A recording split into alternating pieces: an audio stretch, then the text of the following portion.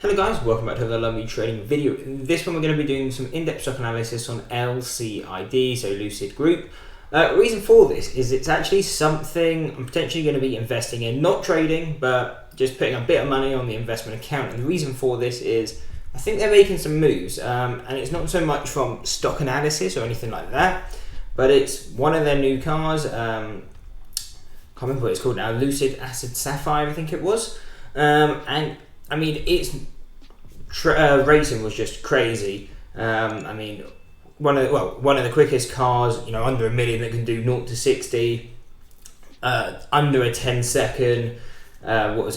Quarter mile. I mean, the car just performed phenomenal, and it was just something I kind of saw, and even though it is electric, it was just outperforming even things like Tesla, which have been around for ages. So it was one of those things I just saw. I was like, they definitely have some potential. Again, not so much. I haven't gone through their financials yet. Something I will do, but not something I've gone through yet. But it's just one of those things. Definitely stood out to me. Definitely some potential there. So I probably will just throw in some money into it. If it does nothing or it continues to fall, not the end of the world. But we are getting in at an all-time low. So just something I'm definitely looking at and getting in. Again, holding it for maybe 5-10 years, seeing what happens with it. So getting on to the technical analysis side of things, what am I looking at? So we can see on the left we have a 6 month, on the right we have a 1 year. Again, this is how I do all my technical analysis, and that's using the standard deviation channels. Because again, this can usually find quite well at finding overbought and oversold areas. So onto the support side, we have some good support at 478. This is our first deviation on the 6 month. So again, if we could push down, come down to here, this is really ideally where I'd want to be buying.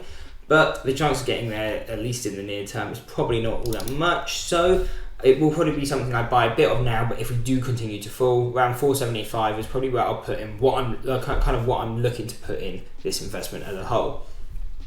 So 475 is kind of that key target I'm looking at.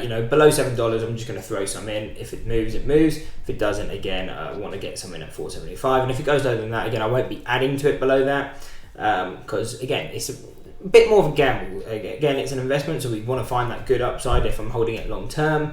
But again, it's more just what I've seen from their performance side.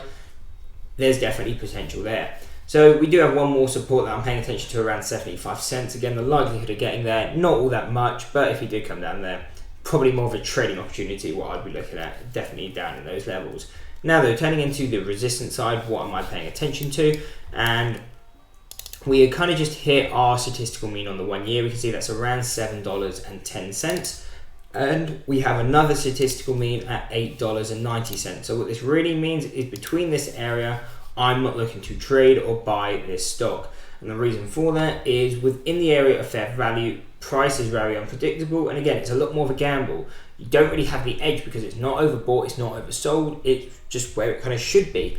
So again, not something I would touch within that range, but if we can break to the downside, kind of like where we are now. Again, if I'm looking to buy it, this is ideally where I want to be doing it. So again, probably throw some in here. If you come down to 475, that's mainly what I'm paying attention to. But if we start breaking above $7 and $8.85, the next level and the key level I'll be paying attention to is $12.85. Again, from a trading perspective, this can be a nice short is what I'd be looking at the first time we hit this level.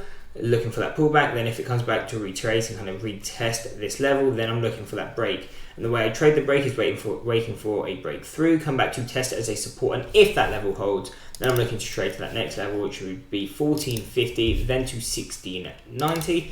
If we break that, I'm looking at $21, $21.80, and then final levels taking us out to $25, $29.25, and a final level at $36.50. So again, not too much to the support side, but if we do start pushing to the upside, ideally I'll have my investment in. And then if we do push to the upside, obviously the longer term holds should be quite nice. Maybe start sending some covered calls, because on these kind of stocks, the implied volatility goes quite high. So again, if we can get some good premium on the covered calls, definitely something I'll be looking at to on the investment account. But from a trade perspective, each time at case it comes into one of these levels, so $12.90, $14.50, $16.90. Every time it hits these levels, the first time they hit them, I'll probably be looking just to trade them a short bias. Again, trade the pullback, move my stock to break even once we're up maybe a point or so.